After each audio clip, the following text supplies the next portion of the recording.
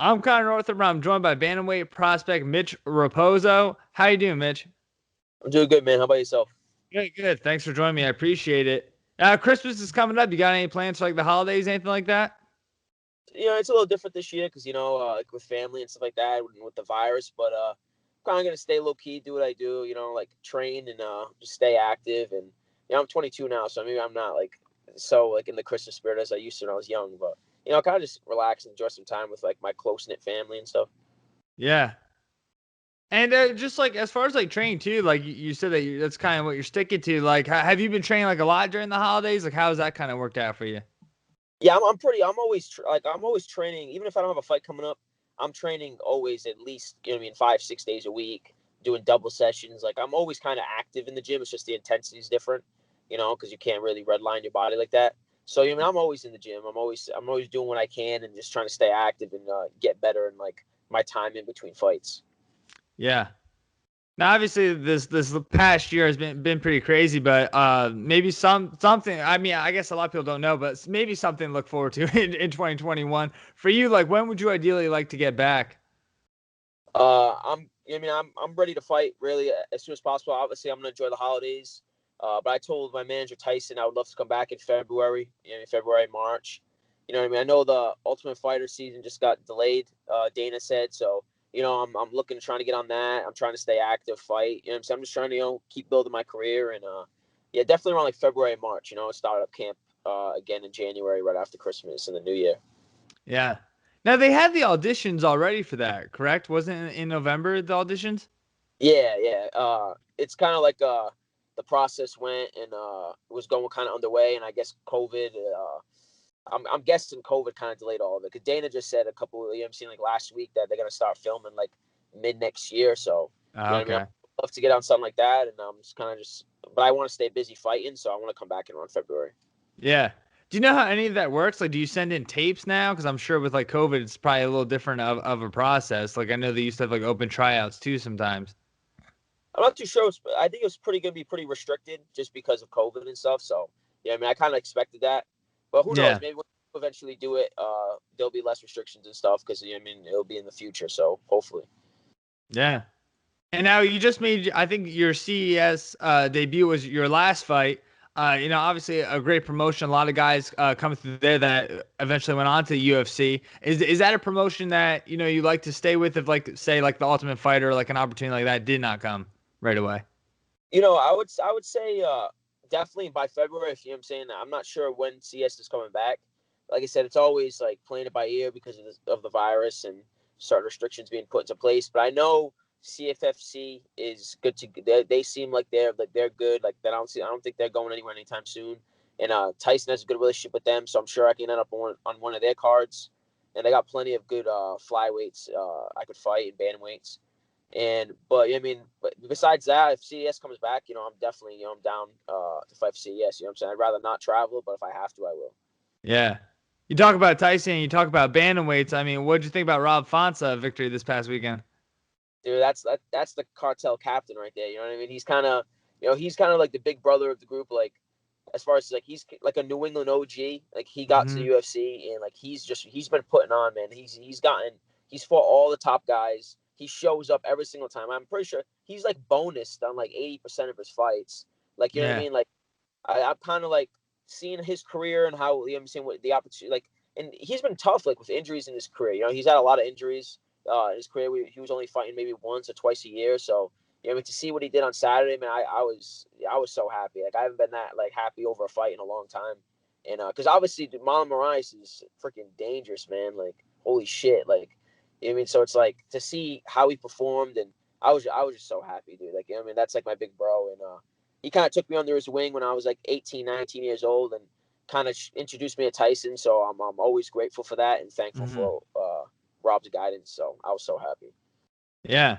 Yeah, no, Font's a really cool story too because I feel like I mean obviously I way out from the outside watching it, and he's a guy that I would just see like as far as like prospects outside the UFC and see him coming up, but like you say, he always had those injuries, so you were kind of waiting for like a fight like this where he really like beat like a top five guy or something like that, and here it is, it finally saw it. So I mean that was awesome, especially the circumstances too. He was gone for so long.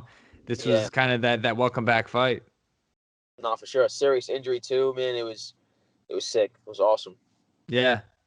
So we're talking about bantamweights, but I know your last fight I think was at a 130 catch weight. I think it's supposed Yeah, to be at 125 too. What yeah. kind of happened there? I don't even know. Like I didn't. I just he was a little bigger than I thought. So maybe like he did like the cut was actually tough for him. I don't know. But he kind of like 2 or 3 weeks out, he kind of asked for the 5 pounds, and you know, I mean, I was cool with it. You know, because I walk around like 150. You know, what I mean 155. So I'm cutting a pretty good chunk of weight to make 125. So I was cool with it. I mean, it is what it is. But yeah, I'm saying like it's kind of a couple weeks notice, no big deal. Yeah. Is that something you're going to try to return to? Like, is that like inevitable move to flyweight? Yeah, man, I just think it's a great time to be a flyweight. You know, the division's booming in the UFC. It's the best it's ever been. You know what I mean? And I'm kind of these guys are kind of inspiring me to really get after it and get better fast. You know, because I know those guys are all talented and it's all great fights. You know what I mean? So I want to be sharp and I want to be able to put on a great show in the UFC and have these competitive, like technical, like see what I mean, like legit fights. And I'm stoked. So I'm excited to go back to that division. There's a lot of top prospects at flyweight in the country too, man, that you can fight. You know what I mean? So I'm down. I'm game. And bantamweight will always be there. You know what I mean? I know I can Hmm. compete and beat some solid bantamweights. You know what I mean? So I'm completely cool with that. But I'm young. Like why not? You know what I mean? I can make the weight, and I think I can climb that UFC division pretty fast. And I think I match up really good with all the top guys. You know what I mean? And Yeah. as I get older and as I get more like mature, like I'm only 22, so that's I mean maybe like my late 20s, 30s, whatever. I'm definitely gonna move up to bantamweight. Yeah. Is that cut to bantamweight like pretty like easy? Is that why you feel like you can make the 125 mark? Yeah, I fought my like whole career at like amateur at 125, Okay. and then I went pro. I fought at bantamweight. I fought at 45 once. Uh, then I was kind of like, I mean, why not? Division's obviously like thriving. You know what I mean? And Hmm. I just feel like I can make some serious waves in that division, man. And I think my like skills pay the bills at the end of the day for me. You know what I mean? Like that's why I wasn't really ever worried about fighting at 35. You know what I mean? But being at 25, man, I just think that I'm also going to have the size advantage and, you know what I'm saying, the speed, the strength. I've knocked out guys at bantamweight. You know what I mean? So it's like I know I Hmm. have the power. You know what I'm saying? To knock out somebody that outweighs me by 25 pounds, I know I can do it at 125. So, you know, it makes all the sense in the world. Yeah. And it's funny when you mentioned like the flyweight division too, because I mean, just 2 years ago, if you're having this conversation, a lot of people weren't even sure if the UFC was going to have the flyweight division anymore. There was like talks about that. So to No, see it now, especially after that Moreno Figueiredo fight too, I feel like that definitely kind of sealed it. no, yeah, for sure. You know, and it's like that was definitely something people were talking about. You know what I mean? And but you know, things Tyson told me too that while I was going on, it was never concrete, and now that's pretty crazy. Like Cejudo won, left, Figueredo misses weight, and then you know what I mean. All the signs were pointing that they were gonna get like they could have got rid of that division if they wanted to. You know what I mean? Like there was Yeah, plenty yeah. of opportunities, and they didn't. So you know what I mean. So now it's like, all right, I'm kind of like secure with that now, and that's why I'm working my way back down. You know what I mean? Yeah. And I mean, obviously with Figueiredo, when he made that quick turnaround, I feel like he got rid of like a lot of guys that were maybe like those contenders like Alex Perez and things like that. And but I mean Moreno, obviously we're probably gonna see that again without a Yep. doubt. But yeah, I mean it just seemed like at one point, especially like a couple months ago, there was like so many guys that could just like were in that mix too. Cause Cape too, like a lot of people don't talk about him, but he's a Yeah, guy yeah, that yeah. Now, I uh, know who he. I know who he is. He fought in Rising, right? yes, He yeah, knocked out that kid who beat Haraguchi. So I yeah, saw that on that New Year's Eve card last year. So I was like, damn. And then when I saw him get signed to flyweight, I was like, damn, he's a pretty big flyweight. And then yeah, I saw him make weight for the Figueredo Moreno fight. I was like, yeah, he's gonna be good for that. He's good in our division too. You know what I mean? Cody coming down. You know, Brandon Royval's made a Roy lot of Val, yep. noise in a couple of fights. You know what I mean? So like, yeah, I'm definitely excited to get in a group of guys like that and have some sick fights. Yeah, I actually did an interview yesterday with one of Moreno's training partners, and he was saying that he actually like has he turned into Southpaw now because he hasn't fought in like over a year. So he had Southpaw because he was Moreno's main training partner, and he was helping him for Royval. So he was doing all the like Royval's like spinning techniques from the Southpaw. Yeah. And he's like, dude, he's like, now I like he's like, I love his style. So he like took stuff from Royval, which is kind of cool. No, that's awesome. Yeah, no, for sure. Yeah. That's the right mentality for sure. Yeah. And for you too, like I know I saw on like Instagram, you got started this like a pretty young age. Like how did it all kind of start for you? I was 12 years old. I was always like an aggressive kid. I have two older brothers, and we used to like always like compete. Obviously, baseball, hockey. We would fight all the time, like legit fist fight. And I've always loved it. Then I had a neighbor that was training at a local gym, and he kind of like introduced me to it. I showed up one day, and like I was just I was down. I was trying to slam every little kid, man. Like I was excited. Like this is I was always a competitive kid, and my dream as a kid, for some reason, I wanted to be a professional athlete, and like people say that and stuff like that. But then there was a sport, and I was always a small kid. You know what I mean? So I'm like, damn, like, well, then there was a sport with weight classes and fighting, and like I could actually be the best at fighting and be considered a professional athlete. You know what I mean? It was everything to me right off the start, and I kind of just made it my life. You know, I sacrificed everything pretty much for this. Yeah. Did you do MMA before wrestling? Yeah, so I did MMA. I started training mixed martial arts when I was 12. Then I Okay. got to high school and I just wrestled because I wanted to be more well-rounded. And Yeah. so I balanced both of them, like during the season and training mixed martial arts. But then I ended up being really good at wrestling, and I had a couple scholarships to go. Then I got hurt my last 2 years. Okay. But I fell in love with wrestling, man. Wrestling was something that like it was never. I feel like I never reached my potential as a wrestler because my focus was always on mixed martial arts. Mm-hmm. And but like I love wrestling, man. It was awesome. It was a great time. But at the end of the day, it was something just to make me better and kind of just, and it even turns me into a way better competitor. You know, like I used to get very nervous as a kid, and then competing jiu-jitsu tournaments and kickboxing fights and stuff. But wrestling kind of just taught me how to compete, man. I was competing 3 times a week, tournaments all day, like Mm-hmm. bouncing back in a tournament or winning the whole tournament. It's you're wrestling a lot, man. You're wrestling good kids, and it just turned me into a very good competitor. Yeah.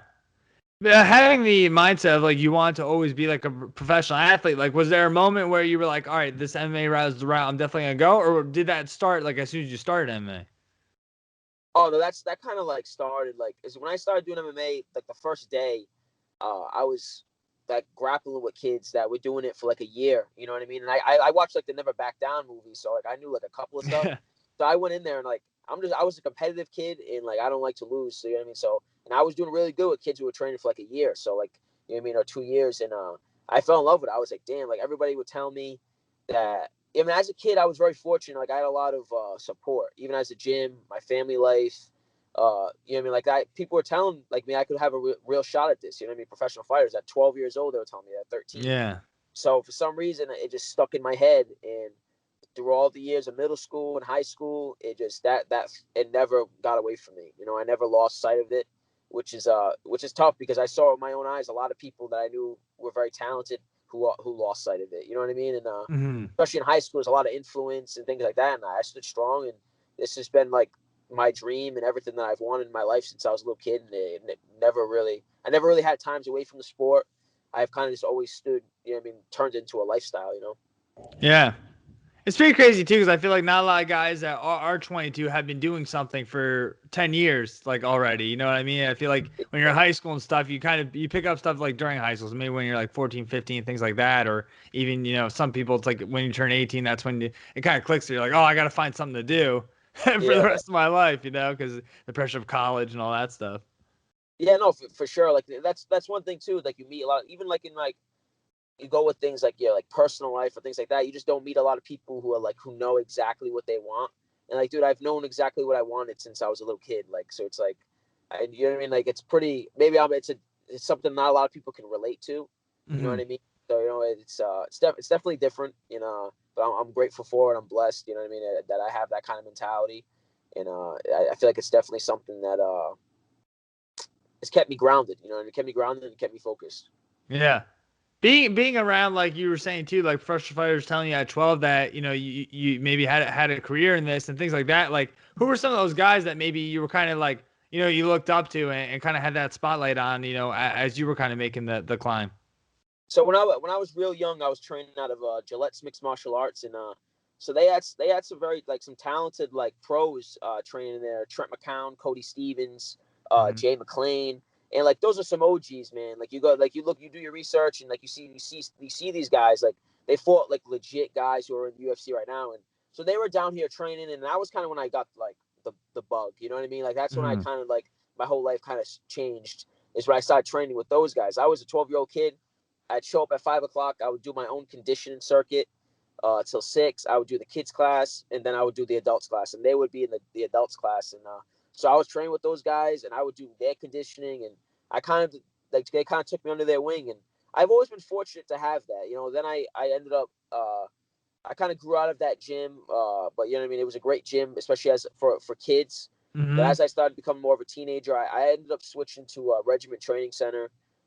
Brian Raposo, Tommy Teixeira, and they kind of, man, they're both wizards in their respective like crafts, jiu-jitsu and kickboxing, and it was just I was learning all the time. I mean, then I started training at Lausanne's on the weekends when Mm-hmm. I turned like 18, 19, and Regiment's like my home gym. I was training at Lausanne's on the weekends for sparring, and I met Rob, Calvin, and now I have those guys. You know what I mean? Rob telling me when I was 18, I went out to the PI with Rob and Calvin and Tyson. And I saw it all there for me too, like all in front of me, like I could really do this. Rob telling me the same thing, and so I've always kind of had like that belief in myself, and you know what I mean. Like I'm really fortunate that I have a good, solid team around me, family, friends, teammates. So you know what I mean. It's made it a lot easier for me. Yeah. We talked about Rob kind of capitalizing on a big opportunity. Obviously, Calvin's going to be starting off the year with a huge fight against Holloway. What's kind of the excitement there for that one? No, that's just sick. You know what I mean? Like even Yeah. my friends, like they see that, and they obviously know, they go to all my fights and stuff like that. It's kind of like my little like crew, and they watch the fights with me, and they see Calvin fighting Max, and it's like, dude, they hit me up all the time. It's like, dude, that is so crazy. That's like, because Max Holloway's like the featherweight GOAT. It's like, you know what I mean? It's like getting Yeah. into like the NFL, NBA, and you're about to play against this. You know what I mean? But this is, I feel like, a lot more primal. You know what I mean? It's like being Yeah. on a team and then facing like Tom Brady or something. You know what I mean? This is pretty primal. You know, you're gonna fight the man. So that's pretty sick, man. Like that's when I see that, I'm like, damn, like that. Like I'm sure Calvin feels that, and Yeah. he's kind of like, yeah, I have a chance to beat up Max Holloway right now. And that's a huge opportunity, and makes me excited for like something like that one day. You know what I mean? Yeah. I always wonder what it's like fighting a guy like Holloway too, because he just seems like such a nice guy too. Like I haven't seen too many people have anything bad to say about him. No, for sure. I was watching like his interview the other day, and they were talking about the Volkanovski fight more than anything. The last one, and he's just so chill about things, man. Like that guy's he's got a bulletproof mentality, but so does Calvin. You know what I mean? And that's why I think it's gonna be such a sick fight. I just think it's Calvin's time though, man. And it's a huge opportunity. You know what I mean? It's, to see, I mean, that's like for a team. You know what I'm saying? A back-to-back stretch between fights. Rob and Calvin. When Calvin gets that done versus Max, that's gonna be sick, man. It's gonna be something that I'm sure the whole team is like really proud of. That's Yeah. sick. And one of my last things too is, I mean, we're talking about, some of your teammates and what they're doing, but as far as like 2021, we already said 2020 was pretty crazy, but for you, like ideally, what would you kind of like to achieve in this next year? I mean, I really want to just get a lot better, man. And like it's not really get a lot better. Like I showcase a lot of. There's so much things that people haven't seen from me. You know what I mean? That I'm excited to like bring out of like my toolbox, and I just want to get some big wins. You know what I mean? Get some big wins over some really solid competition. You know what I mean? I've been trying to fight the good guys. The last couple fights, guys are always pulling out. And even the last guy I fought was a solid guy, man. You know what I mean? He has a win over. You know what I mean? He gave Richie Santiago his first loss. Just fought Tateki in his last fight, but I feel like he just didn't have that record value. People Mm-hmm. don't. People are dumb, man. They don't know what they see. You know what I mean? Like they see something like, oh, this, but you see the level of guys that guy fought, and he had a winning record. And I know I could have finished him. That was a weird experience. You know what I mean? But I definitely feel like I just want to keep getting better, get some big wins, get those solid records in my resume, and keep building to the UFC, man. You know what I mean? I know it's not really about if, it's more about when, and that's kind of just my mindset, and I kind of just want to focus on each fight as it comes. Yeah. Yeah, because I feel like guys like your age too, especially when you kind of have that like, there too. That's always like a big thing. But I feel like a lot of guys kind of rush to get to the UFC. Yeah, man. Like trust me, man. Like I get the opportunity, I'm down. You know what I mean? Yeah, And yeah. I know where I stack up. You know what I mean? And I know what it takes. Like I see guys like people. You can be walking up. That's so different about every other sport. Like martial arts gyms. Like you can legit train with professionals, but you can see why they're at the, like, dude. The rankings came out today. Rob's top 5, Calvin's top 5.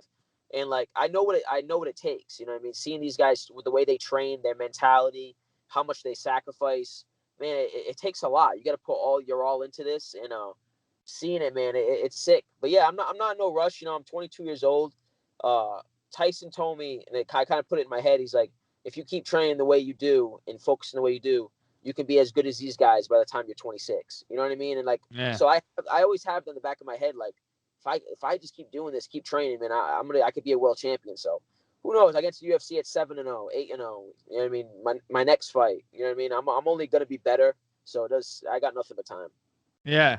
Now, MMA is so weird too because like you were just saying too, like how you look up to these guys and everything like that, but like they are just like in your gyms and things like that. And even like I think Jeff Neal, like he's like a waiter at like Texas Roadhouse. Like imagine getting dinner just like Jeff Yeah. Neal's like your waiter. He just had a crazy fight this past weekend, but it's just kind of crazy like how the sport works. Yeah, I think it's pretty humble. It's a pretty humbling sport. You know what I mean? You can make a lot of money and you can have a big name and stuff like that. But I feel like it's the most humbling sport. You know what I mean?